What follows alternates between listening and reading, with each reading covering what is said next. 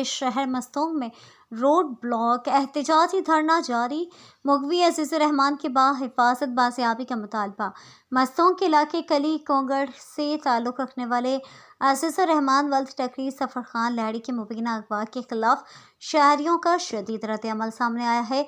मुगवी की अदम बाजियाबी पर आज सुबह 9 बजे से ख़वातीन, बच्चों और मकामी अफराद ने कोئटہ कराची कौमी शाहरा को गुलाम पेटेंस के मकाम पर मुकम्मल तौर पर बंद कर दिया। एहतजाज के बायस ट्रैफिक की आमदोरफ्त मुअत्तल है और मुसाफिर शदीद गर्मी में परेशान है। मुज़ाहिरीन का मुतालबा है कि अजीज़ुर्रहमान की फौरी बाजियाबी के लिए मौसर इक़दामात किए जाएँ। ताहाल इंतज़ामिया की जानिब से कोई पेशरफ्त या मुज़ाकरात शुरू नहीं किए गए। मुज़ाहिरीन का कहना है कि बाजियाबी तक धरना जारी रहेगा।